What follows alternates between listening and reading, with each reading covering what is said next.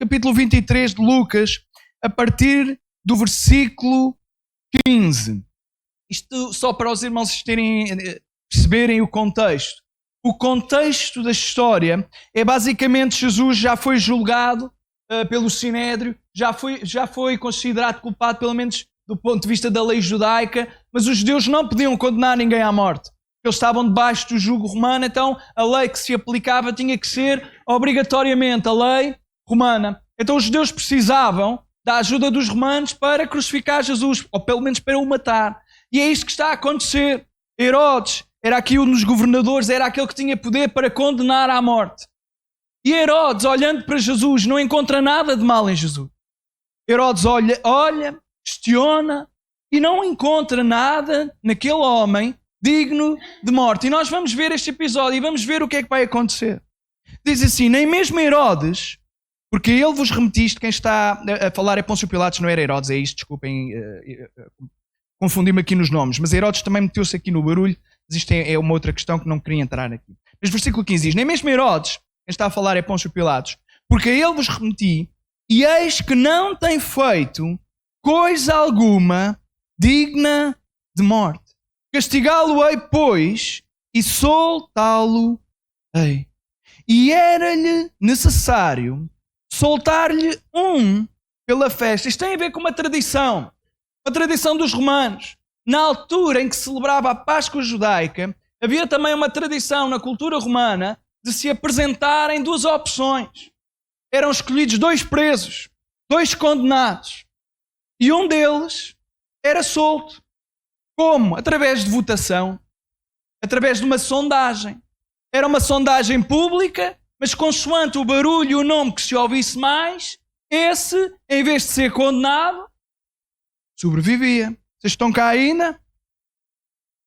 Mas toda a multidão clamou a uma voz dizendo, fora daqui com este e solta-nos Barrabás, o qual fora lançado na prisão por causa de uma sedição feita na cidade e de um homicídio. Portanto, a Bíblia está a dizer quem é este Barrabás, que de repente a multidão começa a clamar, ora, fora daqui com este Jesus, solta-nos Barrabás. E Barrabás era aqui uma bela peça. Era aqui aquilo que nós dizemos um belo rapaz, um bom rapazito.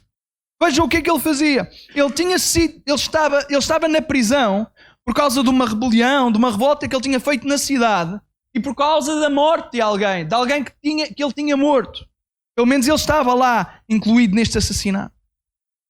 Falou, pois, outra vez Pilatos, querendo soltar Jesus. Pilatos tinha a ideia e ele queria soltar Jesus. Mas eles clamavam em contrário, dizendo, crucifica-o, crucifica-o. Mas eu não sei, a maior parte de nós conhece bem esta história, nem que seja numa série, nem que seja num filme. Parece que ali o ar-condicionado gosta tanto da minha pregação que está a chorar, é isso? Está a pingar tudo. Boa. Irmãos, não sei se vocês têm noção disto, mas vamos nos transportar para esta história. É uma história que aconteceu há 2000 anos atrás. É uma história real. É uma história do nosso Messias. De repente, no julgamento, está uma multidão inteira pedindo para que Jesus fosse crucificado. Isto é uma coisa surreal. Jesus nunca fez nem uma única coisa de mal. Jesus sempre obedeceu. Jesus, a única coisa que fez foi bem. Jesus curou, Jesus alimentou, Jesus salvou, Jesus até ressuscitou pessoas.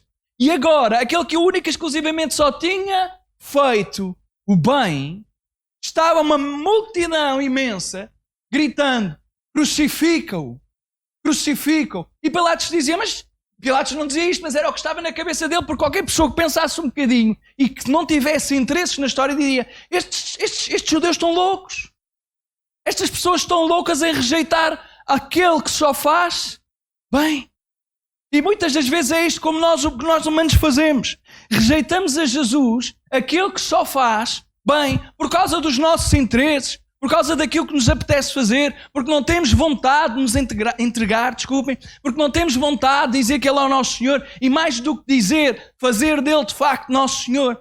Muitas das vezes aquilo que nós fazemos é trocar literalmente Jesus por uma outra coisa qualquer. E esta multidão está a trocar Jesus por um assassino. Está a trocar Jesus por alguém que não merece perdão. Você está cá? Temos Jesus, aquele que nunca pecou, aquele que é perfeito. E do outro lado temos um assassino. E a multidão clama pelo assassino. Clamar uma vez já é estranho. O Sr. Pilatos, ele tenta ainda uma segunda vez. E eles continuam gritando, crucifica-o, crucifica-o.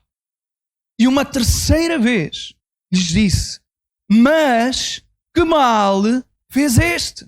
Não acho nele culpa alguma de morte. Castigá-lo-ei, pois, e soltá-lo. Mas eles instavam com grandes gritos, pedindo que fosse crucificado. E os seus gritos e o dos principais dos sacerdotes redobravam. Eles ainda aumentaram para o dobro do volume. Então Pilatos, pressionado, julgou que deveria fazer o que eles diziam. E soltou-lhes o que fora lançado na prisão por uma sedição e homicídio, e que era o que pediam, mas entregou Jesus à vontade. E nesta altura Jesus é literalmente e formalmente não apenas acusado, mas condenado à morte e morte da cruz. De repente aquilo que era a lei judaica e a lei romana tem um encontro, mas tem um encontro de injustiça. Aquilo que era a justiça judaica e a justiça romana apertam a mão, por assim dizer, englobam-se, misturam-se, mas em vez de darem justiça, dão injustiça, porque a única coisa que nós, como seres humanos, naturalmente temos a tendência para dar é pecado, transgressão e injustiça. E Jesus vai, não sem antes passar pela tortura. Quem já viu o Paixão de Cristo consegue perceber, pelo menos visualmente, não é? Aquilo que está a acontecer. Se não, é só imaginar. Jesus vai para um lugar onde é chicoteado. Não com os chicotes que nós conhecemos, mas com os chicotes de 3 pontos. Pequenas partes de osso que eram afiadas a ponto tal que quando se tocasse na carne, ele ficava preso e depois para sair tinha que se rasgar a carne. E depois voltava. E depois vinha. E depois voltava. E depois vinha. E de cada vez que o chicote era dado nas costas ou na frente de Jesus, pecados da sua carne eram rasgados. E nós ficamos assustados. É de uma violência atroz. Mas sabem, isto ainda era apenas o começo. Era apenas o começo da tortura, porque depois de finalmente de toda aquela tortura ridícula e diabólica, porque não há outra expressão que eu consiga usar, Jesus ainda tem que carregar a sua cruz até ao lugar onde ele iria ser finalmente crucificado, literalmente. Onde as suas mãos seriam perfuradas, onde os seus pés seriam perfurados, já com a coroa de espinhos que os guardas tinham, os soldados romanos tinham colocado na sua cabeça, com violência. Jesus estava a perder imenso sangue. Rapidamente se terá instalado a anemia no seu corpo. E quando se perde sangue, tem-se sede. E perde-se as forças. Versículo 33. E quando chegaram ao lugar chamado a Caveira, ali o crucificaram e aos malfeitores, um à direita e outro à... Quantos é que estavam cá quando nós, no início do culto, quando nós lemos Isaías 53? Quantos é que estavam? Alguns já não sabem se estavam cá. 1, 2, 3, 4, boa. 5. Assim nunca mais acaba a contagem. Vão levantando. Mas irmãos, lemos Isaías 53, fala que ele tinha estado e estava entre os malfeitos. E vejam, aquele versículo foi escrito muitos anos antes de Jesus. Ali o crucificaram os malfeitores, um à direita e outro à esquerda. Jesus está no meio. As crucificações normalmente não eram feitas isoladas, nem eram uma pessoa apenas, eram várias. E com Jesus foram três crucificações. Portanto, a de Jesus e a de 2 malfeitores. 2 homicidas também, segundo consta de alguns relatos bíblicos. Um à direita e outro à esquerda. E dizia Jesus: Pai, perdoa-lhes, porque não sabem o que fazem. E repartiam os seus vestidos e lançavam sortes. E o povo estava a olhar, e também os príncipes zombavam ou gozavam com ele, dizendo aos outros: salvou, salve-se a si mesmo, se este é o Cristo, o escolhido de... Vejam como nós, quando estamos tão cegos com aquilo que nós achamos que é o correto, quando nós estamos tão cegos com a nossa razão, conseguimos dizer heresias terríveis. Saem coisas da nossa boca que jamais deveriam sair. Se este é o Cristo escolhido de Deus, salve-se a si mesmo. Irmãos, não sei se vocês têm noção, se Jesus salvasse a si mesmo, não havia salvação para ninguém. Para ninguém. Se Jesus descesse daquela cruz em qualquer momento, se ele se cansasse e dissesse: já chega, estou farto, a única coisa que vocês sabem fazer é violência, a única coisa que vocês sabem fazer é o mal, vocês são os pecadores, vocês não me merecem e nós não o merecemos. Não está cá. Se Jesus fizesse isto, não era justo ele sair da cruz? Querem ver o Messias, eu mostro. Ele saía. Mas ele não saiu, não é porque ele não tivesse poder. Ele não saiu por amor a cada um de nós. E eu estou muito grato porque ele não saiu daquela cruz. E também os soldados escarneciam, chegando-se a ele, apresentando-lhe vinagre e dizendo: se tu és o rei dos judeus, salva-te a ti. E também por cima dele estava um título escrito em letras gregas, romanas e hebraicas que dizia: este é o rei dos judeus. E um dos malfeitores que estava pendurado blasfemava dele. Mas já reparou, depois de tudo aquilo que Jesus sofreu, Jesus está na cruz e poderíamos pensar: olha, pelo menos está na cruz, é uma morte terrível, uma morte extremamente dolorosa, mas as pessoas vão ter respeito, pelo menos.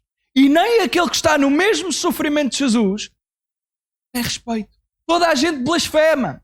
Toda a gente está a dizer mal. Toda a gente está a criticar aquele que a única coisa que está a fazer é demonstrar um amor sobrenatural por cada um de nós.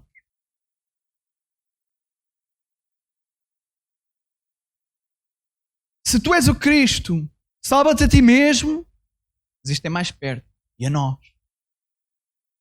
Porque se tu fores o Cristo, salvas-te e levas-me contigo.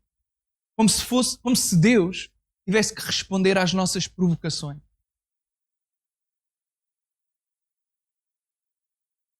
E é então que acontece uma coisa extraordinária no versículo 40. Irmãos, sabem? O texto fala acerca de 2 malfeitores. Eram ambos malfeitores. É bom que entendamos isto. A caracterização que a Bíblia dá a estes 2 homens não é a definição, mas é aquilo que a Bíblia, é como a Bíblia os caracteriza, não é? É como 2 mal. Jesus está à parte, porque Jesus não é malfeitor, ele nunca fez mal nenhum. Mas há 2 homens. São muito pecadores ambos. Mas têm uma postura completamente oposta diante de Jesus Cristo.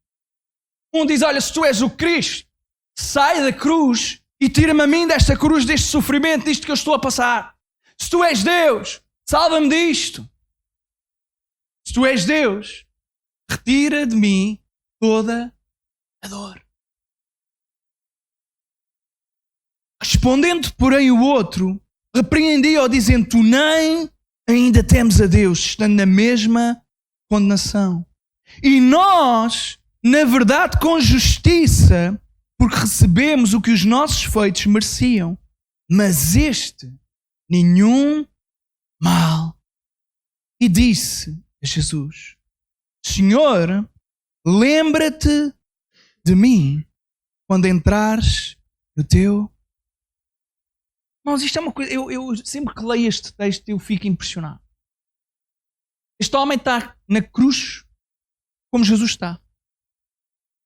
E ele, percebendo o que se está a passar, ele entende e tem uma clarividência incrível. Ele percebe que Jesus não é como eles, nem é como a multidão que está a cantar e a gritar e a injuriar e a zombar.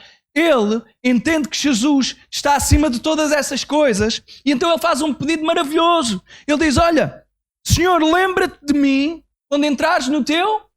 Ele entende que Jesus é de facto o Rei. Não apenas dos judeus, mas de toda a humanidade e de todo o universo. E ele tem esta noção plena de que Jesus é o Salvador. Mas irmãos, há aqui uma coisa espantosa. Ele não tem nada para trocar com Jesus. Ele não tem nada para dar a Jesus. Vocês viram qual foi a outra postura do outro malfeitor? Bem, eu não tenho nada para trocar, mas como é que eu levo Jesus a fazer aquilo que eu quero? Já sei. Se ele for de facto o Messias, eu vou picá-lo. Se ele for o Messias, ele salva-se e salva-me a mim. Porque assim ele tem que provar. E este faz de uma forma completamente oposta. Ele diz, olha, eu não tenho nada para trocar contigo, Jesus. Não há nada que eu te possa dar, eu vou morrer mesmo. Eu estou prestes a morrer. Estamos no mesmo barco. Mas eu sei para onde tu vais. E eu sei para onde é que eu vou se tu não me abris as portas do teu reino. É isto que literalmente está a acontecer. Então o homem está ali crucificado. Jesus está no meio. Ele diz, olha, Senhor, lembra-te de mim quando tu entrares no teu reino. Isto é o reconhecimento que ele é um homem que só pode entrar no céu se o Jesus lhe abrir a porta. Eu não sei se você acha que é boa pessoa. Eu não sei se você acha que é muito boa pessoa e que faz todas as coisas corretamente. Tem alguns defeitos, pastor, não sou perfeito, mas também há piores que eu. Deixa-me dizer o seguinte, há piores que você e há piores que eu, mas também há gente muito melhor. Mas deixa-me dizer o seguinte, nós podíamos ser as melhores pessoas do mundo e nenhum de nós entra no céu sozinho. A única forma, a única maneira de entrar no céu é se Jesus permitir. É se nós formos salvos por Jesus. De outra forma não há maneira. Mas como é que nós chegamos à salvação então? E é isto que esta história é incrível. Nós às vezes temos muitas regras. Mas o que é que Jesus responde? Versículo 43. Disse-lhe Jesus, em verdade te digo que estarás comigo quando? Hoje? Você já pensou nisto? Quando é que Jesus disse que ele ia entrar no céu? Hoje. Mas o homem nem fez o discipulado ainda. Não foi batizado. Ninguém lhe mostrou o plano da salvação. Como é que nós fazemos isto? Então, mas o Senhor não podia esperar um aninho para ele se preparar, para ele se batizar e depois levava-o? Não é esta a expectativa que nós temos. Não é esta a ideia que nós temos. Não quero. É ou não é, irmãos? Olhem lá para mim, eu sei que o rapazinho é mais bonito que eu, mas os irmãos olhem para mim. Irmãos, sei lá, não é às vezes esta ideia que nós temos de que tem que haver um processo, tem que haver uma determinada circunstância, tem que haver, no fundo, um padrão para a nossa salvação. E nem sempre é assim. Porque nem todos temos a oportunidade de viver pelo processo. Nem todos temos a oportunidade de viver pelo padrão. Este homem, a única coisa exclusiva que ele fez foi arrepender-se. Arrepender-se. E por causa disso Jesus diz, olha, em verdade digo que hoje mesmo tu estarás no paraíso comigo. É fácil. Qualquer que seja a multidão, quer você crê em Deus, quer você não acredite, quer para você faça sentido isto que eu estou a dizer ou não faça. Se eu fizesse uma pergunta simples, independentemente de você acreditar, só para pensar, se eu lhe perguntasse assim, você gostava mais de ir para o céu ou para o inferno? Todos, 100% vão dizer que queriam ir para o... Era o que nós gostaríamos todos. Lamento dizer que nem todos vão para o céu. Simplesmente porque nem todos creem neste Jesus. Simplesmente porque nem todos entregam a sua vida verdadeiramente a Cristo. Este homem, ele não passou por nada. Quem é que te evangelizou? Ele nem teve a oportunidade de ser evangelizado. Parece que se evangelizou ele mesmo. Tomou atenção e disse, olha, tenho uma última oportunidade. Jesus é o Messias. Ele é rei de um reino que eu gostava de entrar. Tenho que lhe pedir para poder entrar. Ele não fez nenhuma oração. O irmão, entenda isto. Senhor, perdoa todos os meus pecados. E nós podemos fazer isto. Mas mais importante do que tudo isto é nosso coração, que o nosso Jesus sonda. Ele conhece cada um de nós que está aqui nesta tarde. A cada um perfeitamente. Não importa se você sabe falar bem, se você não sabe falar bem. Jesus sonda-o plenamente. A si e a mim. Ele conhece os cantos mais escondidos. Aquilo que não mostramos a ninguém. Ele conhece.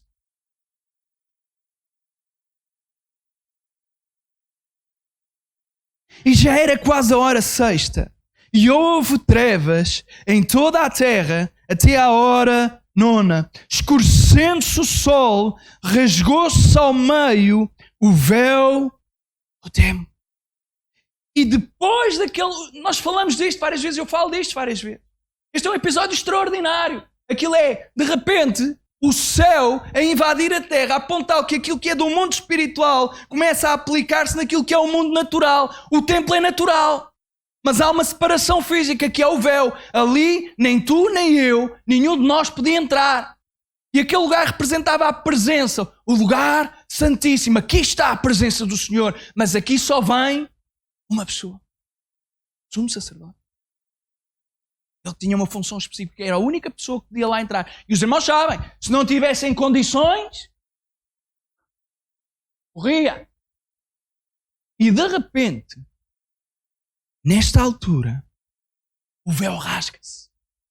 Há uma separação, há uma quebra. Aquilo que limitava, aquilo que impedia, aquilo que não deixava passar para a presença do Senhor, fica rasgado. Rasgado. Literalmente é isto mesmo, é o céu invadindo a terra. É isso. Invadindo. E clamando Jesus com grande voz disse: Pai, nas tuas mãos entrego o meu. E havendo dito isto, expirou. E o centurião, vendo o que tinha acontecido, deu glórias a Deus, dizendo: na verdade, este homem era justo. E toda a multidão que se ajuntara a este espetáculo, vendo o que havia acontecido, voltava batendo nos peitos. A ideia, irmãos, que dá é que de repente havia uma série de pessoas que estavam ali, nem toda a gente ficava até ao final da crucificação. O ser humano é assim, uns ficam a ver o início, outros ficam e vão passando e vão vendo, e há aqueles que vão ficando do princípio até ao fim, que são os mais curiosos, aqueles que são menos propensos ou melhor, são mais propensos a ver a violência e não se preocupam e não se importam com o que está a acontecer. Então, de repente, aquilo que está a acontecer é que aqueles que passaram pelo processo todo e viram tudo desde o princípio até ao fim e que ainda estão ali, dizer-vos que, por exemplo, há outros relatos que mostram, por exemplo, muitos dos fariseus já não estavam nesta altura. Mas muitos dos que ficaram até ao fim percebem que fizeram a asneira. Percebem que de repente aqueles a quem eles clamavam: crucificam, afinal era de facto o Messias. Era de facto Jesus Cristo, o Salvador. E a ideia deles voltarem a bater no peito é uma questão judaica. Bate no peito de quem está contrito. Bate no peito de quem está arrependido. Bate no peito de quem percebeu que fez aquilo que não deveria ter feito. Eles tiveram a noção que Jesus era o Messias e arrependeram. Cantámos um coro, fala acerca da Páscoa. O para sempre Ele é exaltado. Isto que nós acabámos de ler é sexta-feira. Sexta-feira, Santo.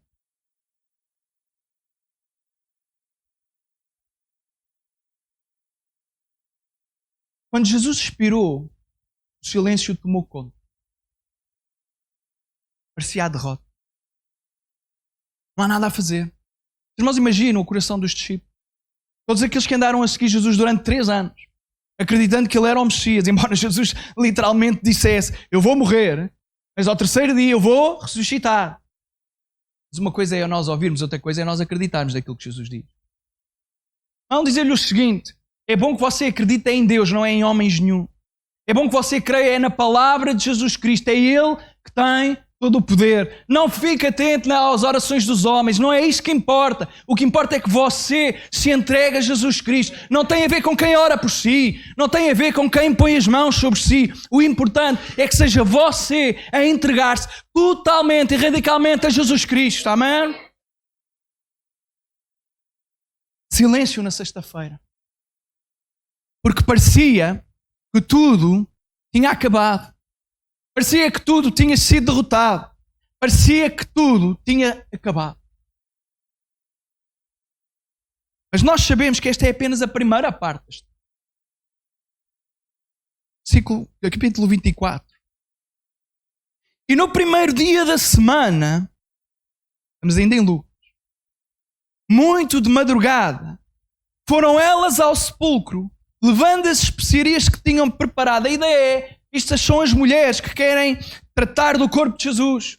Jesus é morto, Jesus desce daquela cruz, ou o seu corpo é retirado daquela cruz e é colocado num túmulo que é escavado.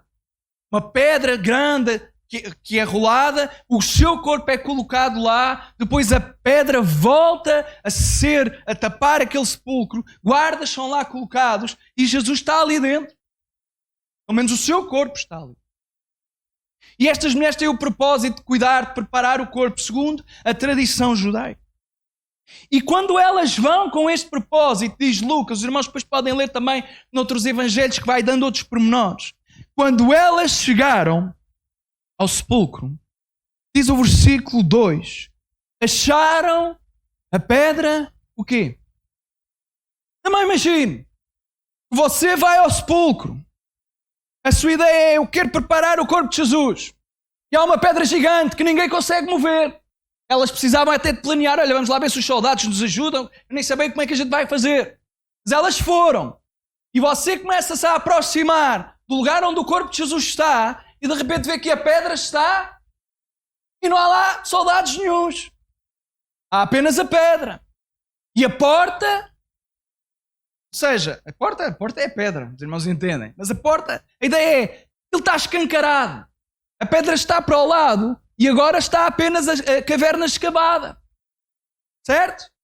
E vão-se aproximando e o nervosismo vai crescendo. O que é que aconteceu? Será que roubaram o corpo? O que é que aconteceu para que a pedra esteja revolvida e agora o sepulcro esteja aberto? E entrando, não acharam o corpo do Senhor Jesus. E aconteceu que, estando elas perplexas a esse respeito, a Bíblia, eu gosto muito de ler a Bíblia. Elas entram e começam à procura do corpo de Jesus. Mas onde é que está? É assim que nós fazemos. E os homens é que sabem disto. Estamos sempre a perguntar às nossas mulheres onde é que estão as coisas. Dizer, quando lá vem a minha mulher, ela diz-me da sala, eu estou na cozinha, não vejo, não está aqui, não está nada. E ela levanta-se e está exatamente no sítio onde ela me disse que estava e eu olhava e não vi nada, não é? É o que a gente faz. Mas aqui são as mulheres que estão lá dentro e são elas que não acham. É porque se fossem os homens ainda podíamos dizer, pronto, deve estar mesmo ali. Mas é que são mulheres. Então, elas procuraram. Elas acharam nada, não acharam nada, acharam o vazio. Porque não havia nada. E elas estavam perplexas. O que é que se passa? Onde é que está o corpo de Jesus? O que é que aconteceu? E estando elas ainda perplexas, a esse respeito, eis que pararam junto a ela dois varões com vestidos resplandecentes. E estavam elas muito atemorizadas. E elas, a ideia é, baixaram o rosto para o chão e eles falaram com elas. Porque buscais aquele que vive entre os mortos. Nós não buscamos a vida entre a morte. Você está cá? Nós buscamos a vida onde há... Versículo 6. Não está aqui, mas ressuscitou. Ressuscitou. Jesus ressuscitou. Lembrai-vos como vos falou, estando ainda na Galileia, dizendo: convém que o Filho do Homem seja entregue nas mãos de homens pecadores e seja crucificado, e ao terceiro dia ressuscite. O versículo 8 é interessante. E lembraram-se, Jesus sempre tinha dito isto. Elas entraram no sepulcro e não, em nenhuma altura desta história, vai desde sexta até domingo, nenhuma daquelas pessoas, tanto elas como dos discípulos, se lembrou das palavras de Jesus, porque não havia qualquer expectativa que Jesus ressuscitasse. Jesus tinha dito que ia fazê-lo, mas não havia, pelo menos naqueles que nós temos acesso ao relato, não havia neles esta esperança, esta expectativa de que aquilo que Jesus tinha dito iria de facto acontecer. E voltando do sepulcro, anunciaram todas estas coisas aos 11 e a todos os demais. E eram Maria Madalena e Joana e Maria, mãe de Tiago, e as outras com elas estavam as que diziam estas coisas aos apóstolos. E as suas palavras lhes pareciam como desvario e não as creram. Pedro, porém, o nosso amigo Pedro é uma coisa, levantando-se, correu ao sepulcro e baixando-se, viu só os lençóis ali postos e retirou-se, admirando consigo aquele. Duas partes da mesma história que acontece ao longo de 3 dias, não os 3 dias completos como nós temos no nosso calendário, mas de acordo com a tradição judaica, 3 dias do calendário judaico. Sexta, sábado e domingo. Quando aquelas mulheres entram, elas têm a revelação sobrenatural de que Jesus Cristo, Ele tinha ressuscitado. E quando nós sabemos que depois Ele apareceu a todos estes apóstolos que duvidaram, e depois a mais de 500, e depois uma data de multidões viram aquele que é Cristo glorificado, como o Pedro falava, aquele que é apontado Filho de Deus em glória e poder, acontece uma coisa extraordinária, irmão. É que nós temos andado a cantar que Jesus, Ele é o Cordeiro. Amém? Mas depois da ressurreição, Ele é o leão. É o leão que tragou a morte. Ele é o leão que venceu. Ele é o leão que continuamente vencerá. É este leão que nós adoramos. É este leão que nós vimos cultuar. Amém?